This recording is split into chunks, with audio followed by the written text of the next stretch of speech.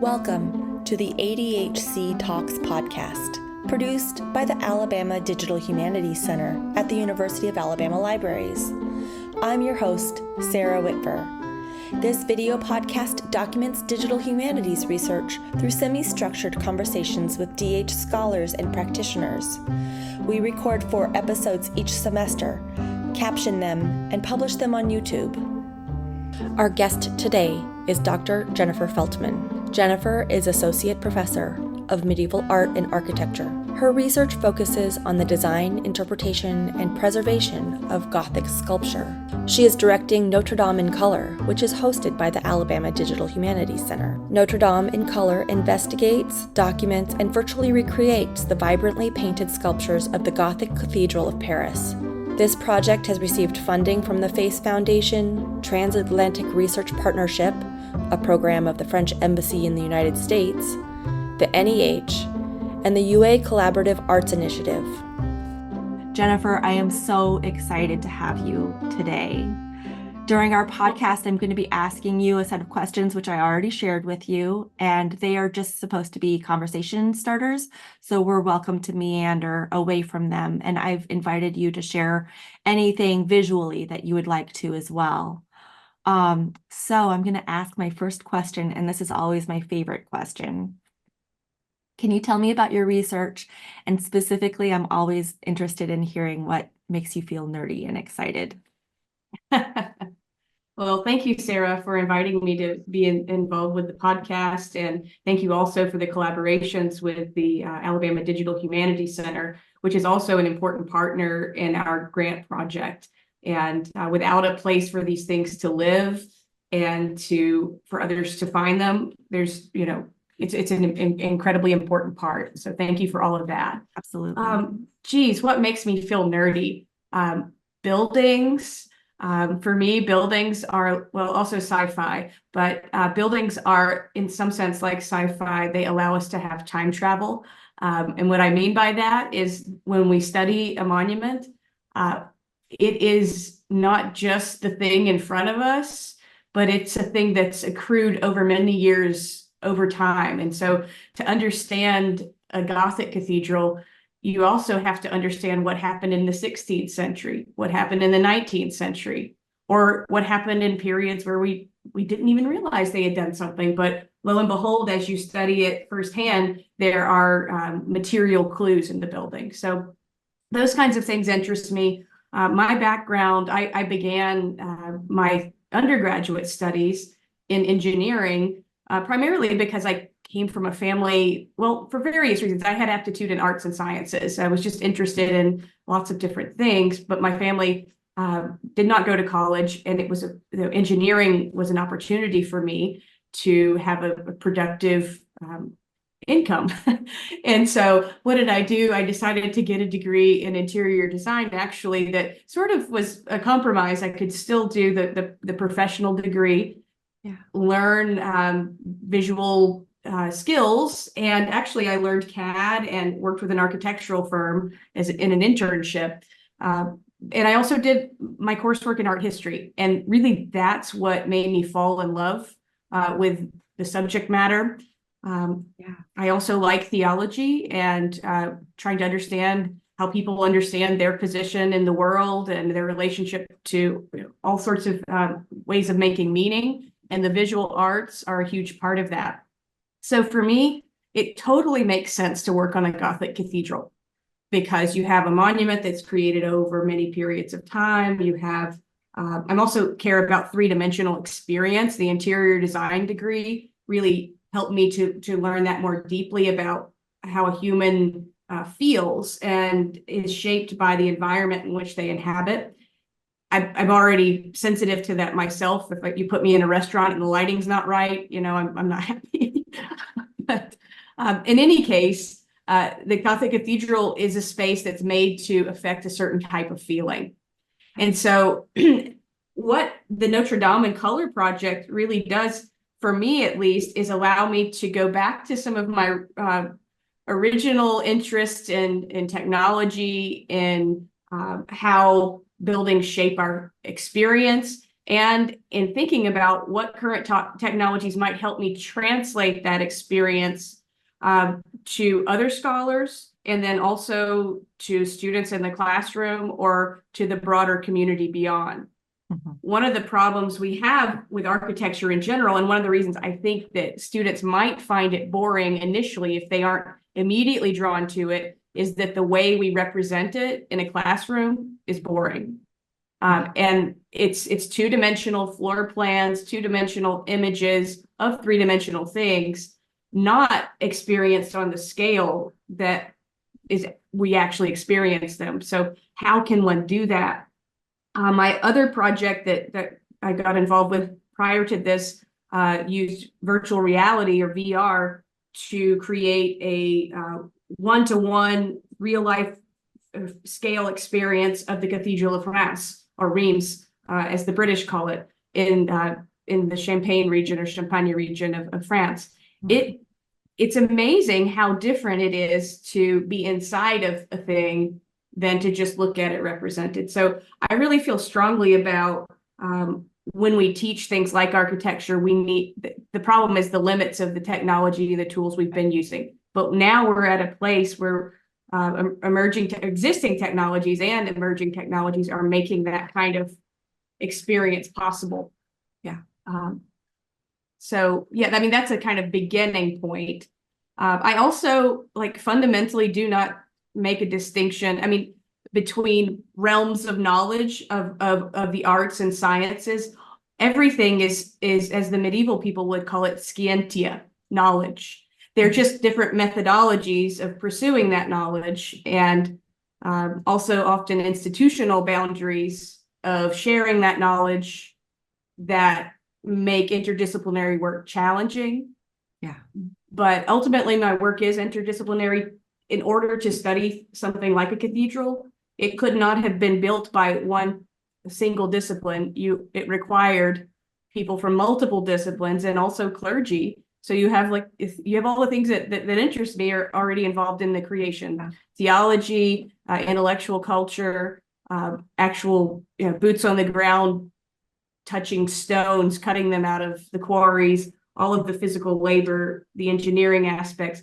All of that is a part of the building. And one exciting part about being involved with the Chantier Scientifique de Notre Dame has been seeing that in real life now happening in Paris. And that's involved not only the scholars who are studying the building, but the real work people who are creating new material, or not creating new materials, but creating a new building, essentially, a renewed building out of the same kinds of ancient materials, using old techniques. Yeah. But ultimately, it only comes about by massive organization and people with specialized skills that are sharing a common goal. Yeah. When I think about your project, I always think about those. I don't know if I'm sure you did. When we were kids, there were those animated, how Cathedral was built shows that were they were animated, but they were very 3D and very you could see, they would scale everything in, and it was amazing. And I think about that when I hear you talk about your project, because you're interested in all of the different layers, and they talk about the conversations and how they discovered a buttress, and how they figured out engineering wise how to do all of these things, but then also what art was included and how that tied into community and society and all of those things. And I just think it's amazing. So when I look at the things that you're creating, I think back to some of those early understandings that I had of what a cathedral was and how it was built, and I can see it in your artifacts, which is, I think, really special. Well, that's cool. I didn't get the opportunity to watch such shows, but I was probably watching the Smurfs, or I don't know, something more along that lines. Or again, to use my sci-fi metaphors, in the holodeck. That is something that's kind of ingrained in my brain, is one of the things that really got me interested in 3D modeling was this idea of being able to enter into a virtual space with real settings, maybe, or realistic seeming settings. Hopefully Q won't show up, but sorry guys if you don't like if you don't get my references. But the idea would be is I'm here in the United States. My colleagues are in Paris or other parts of the world, as we're in fact looking at a monument that has been dismembered over the years, and parts of the building are actually in France or in the United States. Sculptures are dispersed in our museums and in London and other places. And wouldn't it be cool if we could all have those in the same space without having to risk moving them or deal with the complicated. The idea would be is I'm here in the United States. My colleagues are in Paris or other parts of the world, as we're in fact looking at a monument that has been dismembered over the years, and parts of the building are actually in France or in the United States. Sculptures are dispersed in our museums and in London. Okay, so we are back, and I'm going to ask my next question, Jennifer. What is your history with the digital humanities, and how did you arrive at your current project? Yeah, so I mean, digital humanities can mean a lot of things, and from my perspective, I think what I'm doing has always been really a part of the architectural world digitally, and also maybe archaeology in terms of documenting materials. So in some regards, I think it's the humanities part of it is the interpretation of materials. And so I guess I've been thinking about digital tools for a very, very long time. I haven't always used the terminology digital humanities, but I certainly became aware of digital humanities early on in my field in medieval studies broadly, outside of art history, especially in English or any text-based or any study that might rely upon written or some kind of text. They've been using tools to study manuscripts, to translate, to do data searching and that sort of thing. So I guess I've always had some interest in it, but my own practice of using it in my study, I think that really begins in part with the VR project officially, which was rather in terms of its like evolution, ideas for that and for the Notre Dame Color project really had their origins in 2019. Yeah, and some of this also comes out of the pandemic era and thinking about being isolated from everyone. Mm-hmm. And it was also the first time I'd actually tried out VR technology, and it made me feel like in the immersed environment. I was really missing travel, and I felt like I could travel to another place, and that was super cool. Yes. So there are aspects of technology that can be isolating, and there are aspects that can connect us and enrich our human experiences. Mm-hmm. I'm interested in the latter, but I think you always have to, just be aware. It's a tool. It could be. Yeah. You got to figure out the best way to use it. Right. Yeah. So you did the VR stuff pre-lockdown. Sort of. I had the idea for it, pre-lockdown. I had actually, to step back a little bit, a colleague of mine whose name is Andrew Talon, who's now deceased. He had been making LiDAR surveys of Gothic monuments. He's really was at the avant-garde of this in France. My first visit to Notre Dame was with Andrew, and he had been doing this work for Notre Dame. His scans are kind of fundamental and famous today for being some of the earliest LiDAR documentation of that building that helped preserve it. So like I was introduced to that was maybe 2006 or 7. Right. And had always had it in the back of my head that I would like to somehow use this material. But really the fire at Notre Dame set a lot of this off too. Yeah.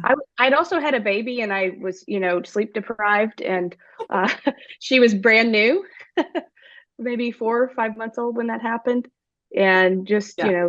we were exploring new ideas, and, why not go Absolutely. for it? The best time. So, yeah. Um, but yeah, I got the FACE Foundation grant in the midst of the pandemic. So not the FACE Foundation, we didn't mention this one. It's the Whiting Foundation Public Engagement Grant, which was Yes. helping support the development of the VR project. Mhm. And public engagement during COVID is really hard.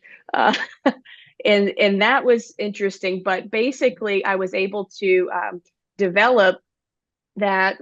I worked with a developer at Florida State Yes. during the pandemic period, mostly remotely, but I also traveled down there some. And really, I think one of the most challenging things of all of aspects of all of this, and maybe this is another question, maybe I shouldn't jump ahead, but it's been working out legal agreements and setting up institutional agreements and realizing, especially when you're dealing with cultural heritage, there are many issues that you need to consider in terms of who owns what data, how it's used, Yeah. and those Yeah. sorts of things. In the humanities, we tend to be we like to share our Yeah. ideas, and the culture is a little different in the sciences, and especially with data.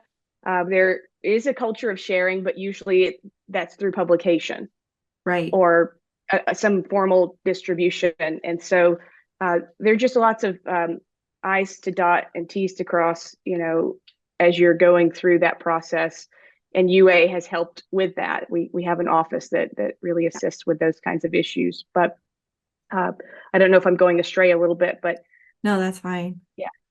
Um, so let's dive straight into the project. I know you have some things that you wanted to show. So tell us about your project and what your project goals are. Who is involved in your work? I know I've met Jeremiah and Alex. Um, and Yes. another thing that I am particularly interested in is I like to know about audience. Like who do you envision your audience to be, and how are you putting your stuff together in order to reach that audience? Okay. I'll try to address all of those things. A lot of So, questions. yeah, let's see if I can. My first challenge is going to be sharing my screen in a way that doesn't make everyone dizzy, but let's see. It looks okay. Here we go. I'm going to share uh, the project website, and let me go to the main page. So can you see that? Just the Yes. home page here. So I've already put together a project website for Notre Dame in Color that really just gives the basic overview of what we're doing, the four major threads of our research, uh, and describes the team members involved and some of our upcoming events and ways to connect with this material. So, in terms of audience, there are multiple audiences for what we're doing. Uh, we are researchers, and we're focused on new discoveries and new ways of understanding a medieval building. So there's certainly an aspect that we are gearing research to other researchers. So we're contributing to the existing knowledge, and this will involve publication in journals and books and presentations at conferences and that sort of thing. But I also think that the public is very much interested in our material, and they're a crucial part of really any cultural heritage itself. We Yeah. wouldn't have cultural heritage without the public. Right. So I envision the website itself as being a place where we are able to put educational material as we are able to develop it from our digital material. So Yeah. one of the things that we're doing is documenting works of art. And this is going to be generating really rich visual data. It could be used in a variety of ways, in ways from us using it for analysis. So if we have a precise model, we Right. can use it to measure that thing in a digital space. We can bring Right. digital pieces together in the same space and work with that. But for the public, there are, again, multiple opportunities for that material. So it could be that we end up having, and I do plan to work with Jeremiah Stager, whom I'll talk about a little bit more in a second, but he is a specialist in recreating historical material for the public. Mm-hmm. And he's here at Alabama in the Office of Archaeological Research. Mm-hmm. But I will be working with him to make small videos where you see our like architecture and our objects in movement, and we can describe that material on the website. And Yes. maybe there's storytelling, narration, but also text and whatnot. So we have to think about also the different making that material accessible for users on the web. So there'll be various layers to that. So let me walk through some of the threads here. So first of all, this is an international collaborative project. It's bringing together scientists, art historians, artists, digital artists, anthropologists, in fact, to understand the multi-chromatic environment of the Cathedral of Notre Dame in Paris. What do I mean by multi-chromatic environment? The sculptures on the facade were painted, sculptures in the interior were painted, but beyond sculpture, you have stained glass in the monument, and then you also have the ephemeral materials in the cathedral, the vestments worn by the clergy, certain tapestries and other types of textiles in the interior would have also contributed to that sense of color. So we are thinking broadly. However, most of our initial specialists have been focused upon what the paints called polychroming that were on stone materials. So let me show you a few of the threads here. You can see here kind of a general overview that we are documenting. That's like a step one, analyzing, visualizing, and contextualizing. The documenting aspect is ongoing, and to be very honest, this is actually a kind of pun intended, a monumental project. We cannot possibly document everything ourselves. We are contributing to this as a part. I'm a member of, as you mentioned at the beginning, of the Chantier Scientifique, and there are other members of that working group who are also engaged in digital work. There is a digital project for that is going to be an incredible resource for not only researchers who want to study Notre Dame, but also for methodologies of using a building and 3D modeling to layer a variety of data that could be used by conservators who are restoring buildings or preserving them, researchers who are studying them, maybe the general public. Some of this may be more dense than the general public wants, but certainly it's cool to peruse a digital model online. That model is being, that whole project is being directed by Livio De Luca. He's based out of the institution is the CNRS. This is the National Center of Research in France. They are much more institutionally connected throughout the country. There's the CNRS is the centralized, but it has locations in various places. His lab focuses on cultural heritage, and he's an architect also interested in documentation and just a lot of things. So we are contributing to that. In part, a lot of our documentation has focused upon sculptures that are here in the United States that became separate from the building in earlier periods, whether it was revolution or changes to the interior of the building or other aspects. And these objects end up on the art market. They're at a variety of museums, including some of our most famous museums, the Metropolitan Museum in New York, for example, or the object you see we're scanning here is at the Nasher Museum at Duke University. So my colleague, Alex Tocquevinin, is an expert in photogrammetry and scanning. We have a lab on campus that he directs, the Visual Documentation Lab. And that partnership, the collaboration with him, he's a co-PI on the grant, has been absolutely crucial for us in expanding our ability to create models. So you could see here an image of the structured light scanner sort of in process. It's kind of cool to watch. We've made additional documentation of sculptures. Let's see if I can make that go away. And thanks to the ADHC, the libraries, we have a institutional Sketchfab account that allows us to upload the models that we've created. And what you're seeing here are some of those models. They're manipulable. Is that right? You can manipulate them. You can zoom in on the models and see in much greater detail. But I'm going to tell you something that was really cool about these. Let me focus on one figure.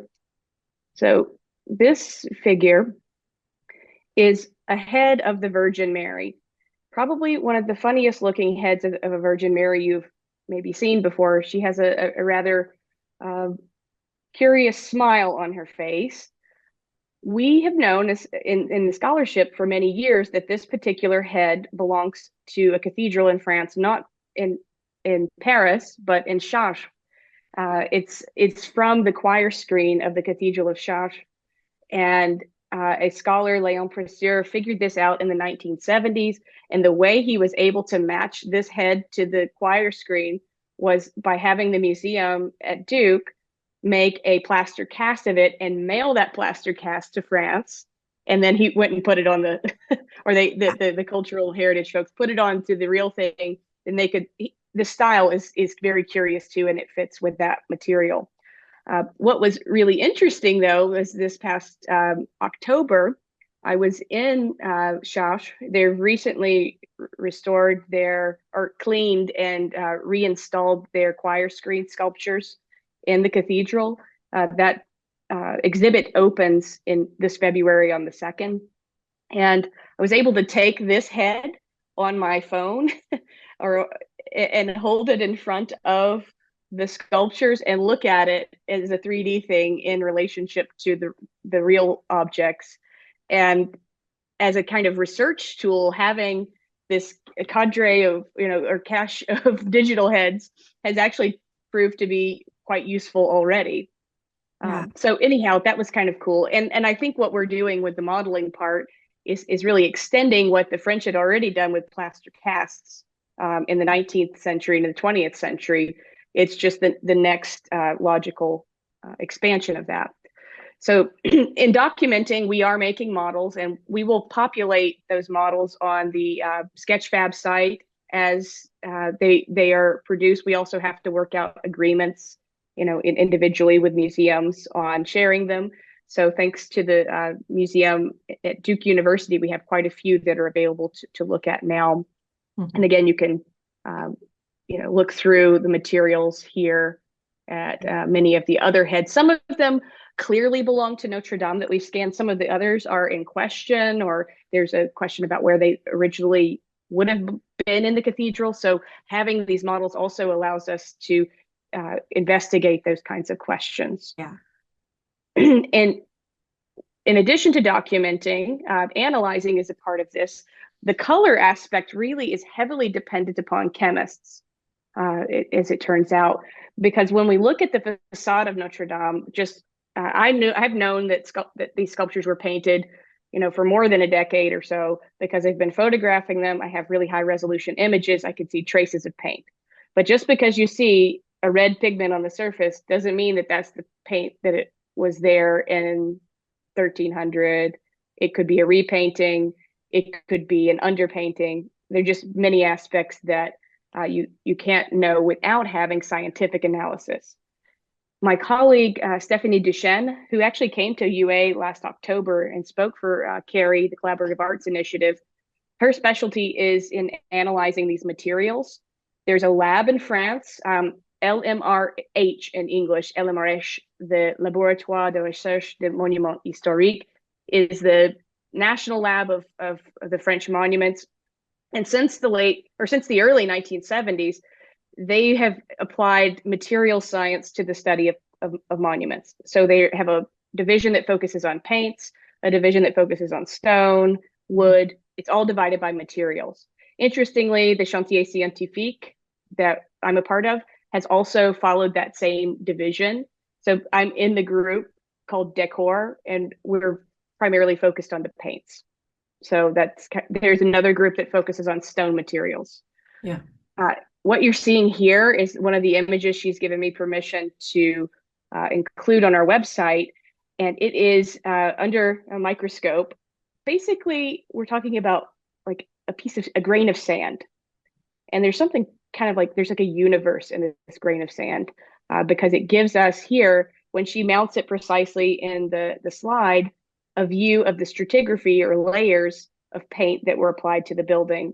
And this bottom layer is really cool because it's lead white. Why is that cool? Well, lead white, it turns out, has the process for making it incorporates some carbon from the environment, and we now have new methods, or at least she does, of dating materials, using carbon-14 if there's enough of a sample of that. We know that many sculptures were sealed this way because the stones used, actually, I didn't even plan this, but because I am a nerd, I have some of the stones that are this is a French stone that is the same type used for the sculptures.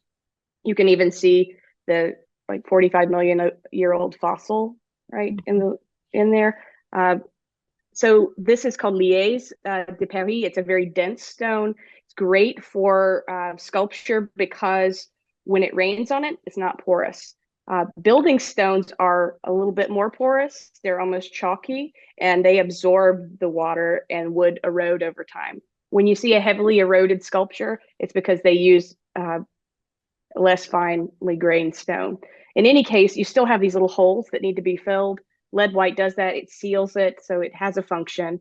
Then they would use another preparatory layer of yellow ochre, and that's what you can kind of see here.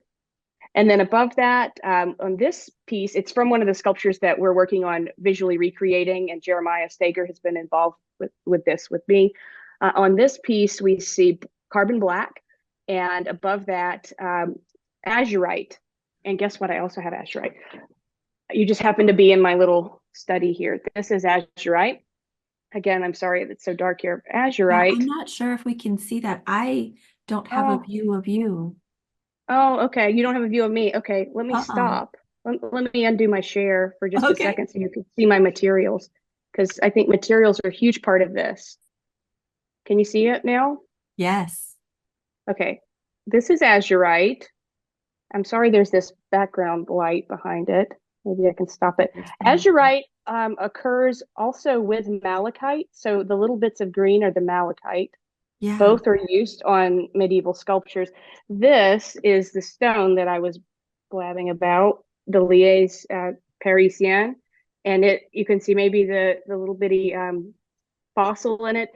The prehistoric seabed of Europe, that's what this is from.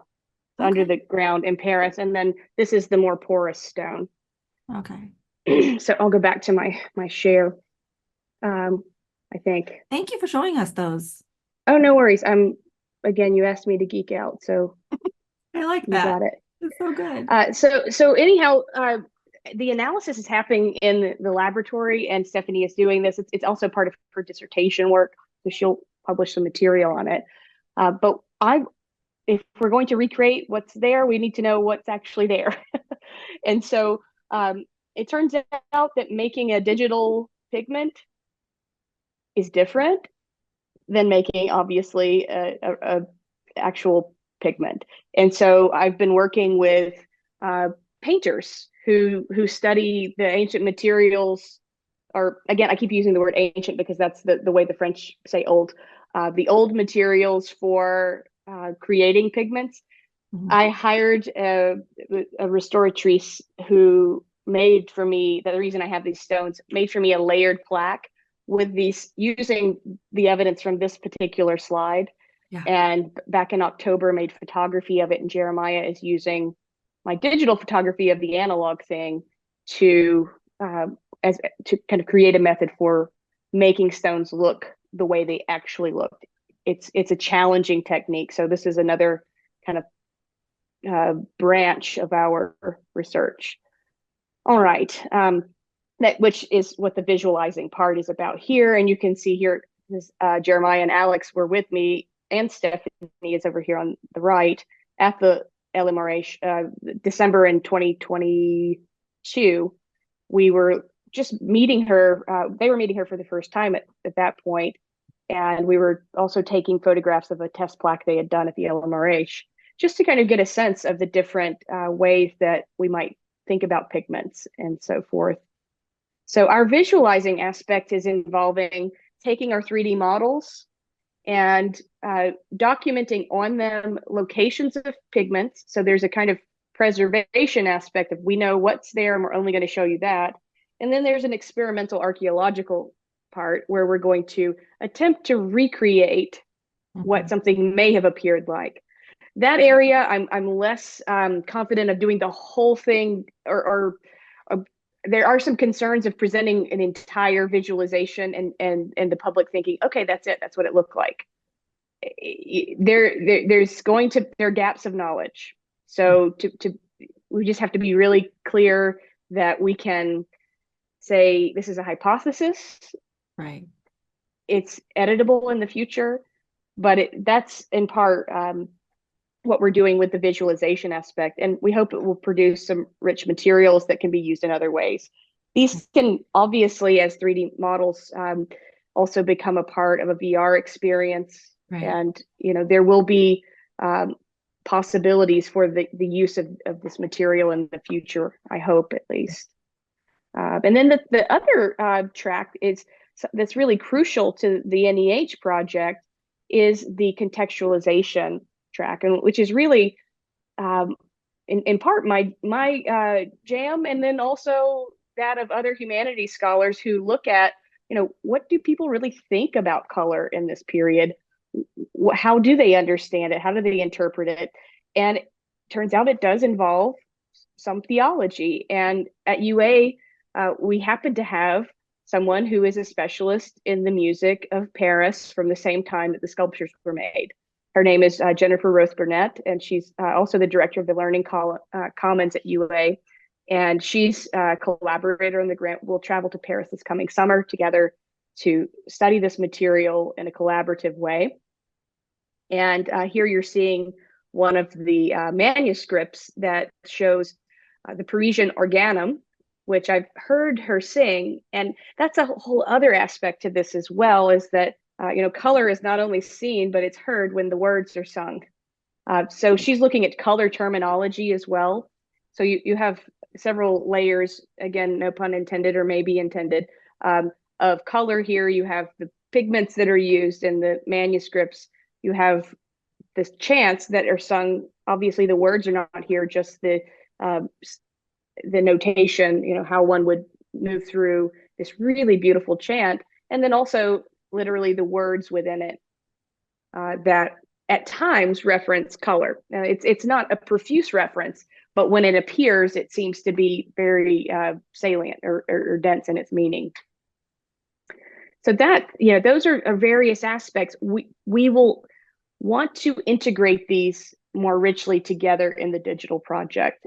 I had an interesting conversation actually yesterday with Livio De Luca about how some of this material might be useful for his larger project. And so we're going to keep exploring that. But I think incorporating the humanities part is probably the most challenging aspect of the digital project itself. Mm-hmm.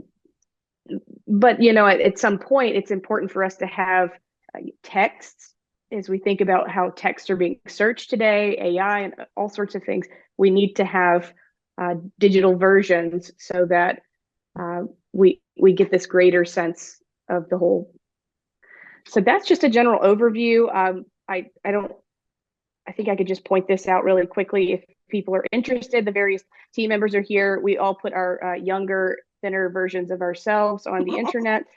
So Alex is here. Of course, there I am. My other co-PI, Jeremiah here. My other co-PI is not for the FACE Foundation grant, or for the FACE Foundation grant, not the NEH grant. Gregory Chaumet. He's an architect who's a specialist in 3D modeling in Paris. He works for the Centre Sestel. Their lab is called Playmo 3D, and he again is assisting in documenting there. So he's making some of our models.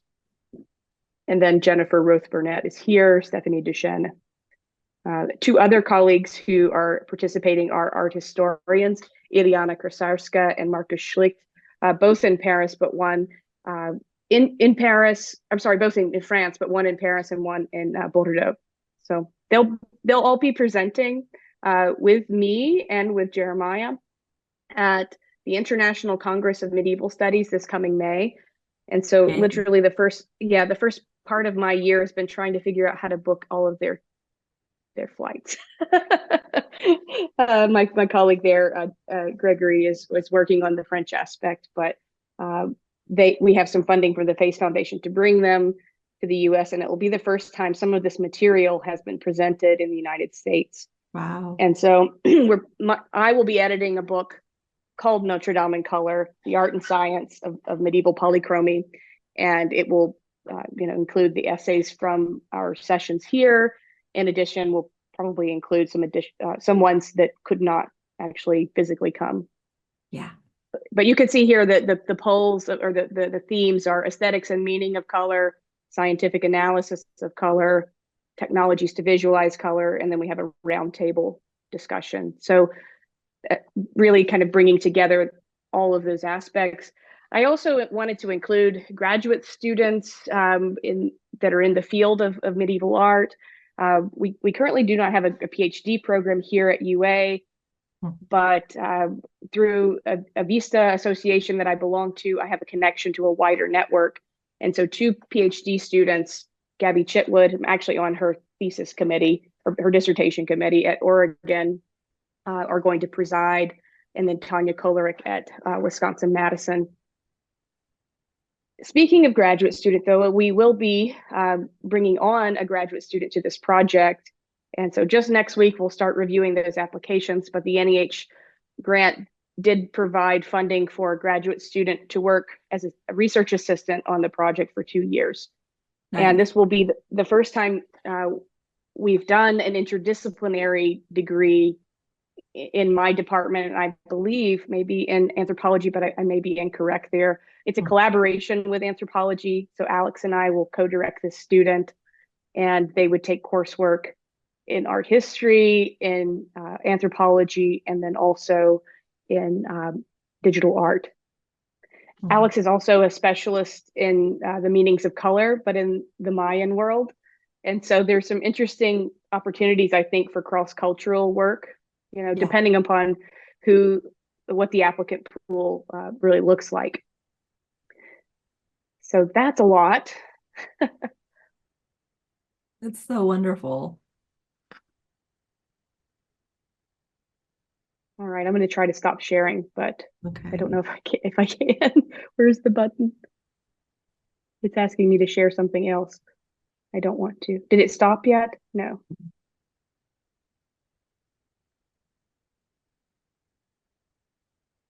Okay, there we go. There we go. Yeah. Well, thank you. I mean, that was amazing. Just, you have so much on your website there.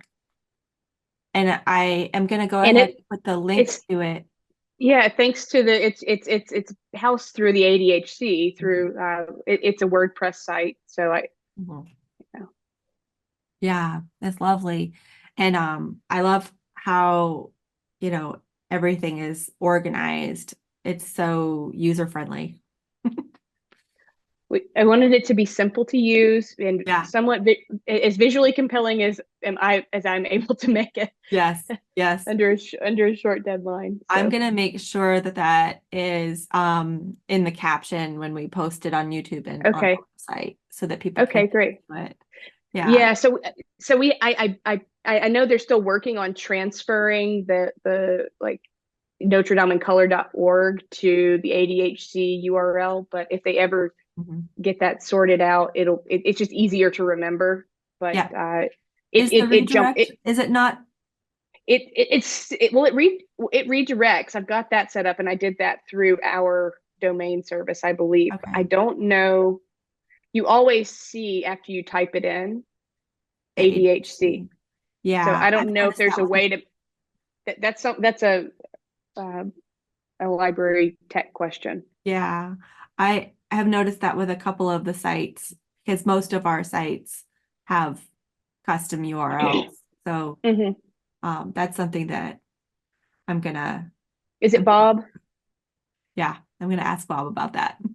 Yeah, he told me he would work on it, but I don't know if, maybe it's done and maybe, I don't know. Yeah. Just let me know. Yeah. He's been able to hire 2 developers, and that's been exciting, I think.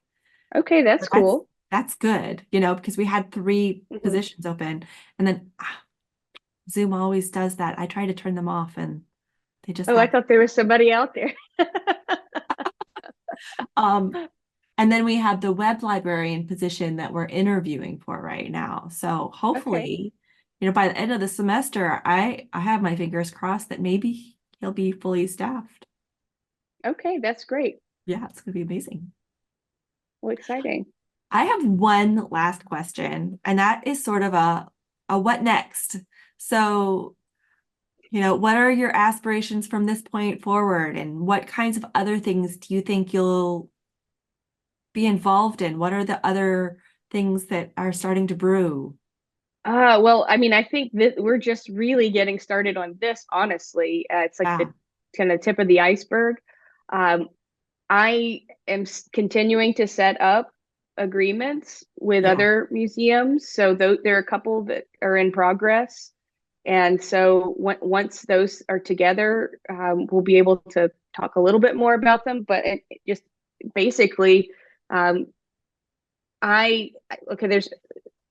one aspect of this is the study of stones. And so I have been involved in discussions with a colleague who, I call him a colleague. He's really a mentor.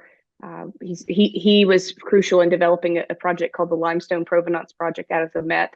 And it's a really, really massive way of collecting data about stone types to help us know what quarries stones came from, using nuclear reaction. So they can test pulverized limestone and get a chemical profile. And the more data you have, you can match these pieces together. There's a big database, but there are also some discussions of whether or not the method is too invasive or not. So I'm involved with that discussion. And I think that polychromy is just another layer to objects. And I would love to see for medieval sculpture us to develop a standard for not only, actually for making the objects and for documenting them, and to have a single repository where they're easy to be able to be studied. Another thing I didn't really talk about, that is one thing we need to continue following up with the libraries and your archivists, your digital archive, is how we preserve data for the future. Right. And actually, this was another conversation I had yesterday with Livio De Luca, because they've developed their own methodology for archiving. And we talked about how there is no standard, and that's one of the problems. But we're at the moment where we're defining that standard, and you have to anticipate change, and you just want to make something that's going to be backwards compatible. And I think, what I would love to see at UA is a greater development of resources to do this work, so that we can bring students into this field. And I do think that digital cultural heritage is not only an emerging field, but it's going to be an employable way. It's a way to show how the humanities can have an immediate employability. And maybe that kind of comes full circle with my initial discussion of having a parent who wanted me to be in a job where I was, going to be able to feed myself and whatnot. Yes. I think the humanities we're kind of a lightning rod in many ways for a variety of reasons. And we begin with not much funding to begin with, but we have a huge challenge, right? On the other hand, we bring what makes things interesting to the world. Like we get to work on some of the things that make us just curious or excited or maybe sad, and that's okay. But also they might challenge our perspective about the world, but they can also make the world a better place to live in.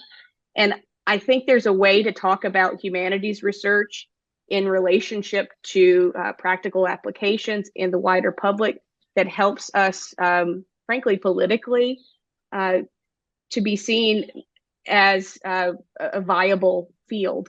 And I also think it's a practical issue in our changing academic world, where we are looking at, okay, students do need to come to the university and be able to, get a job and move on. But the arts are an incredibly important part of that.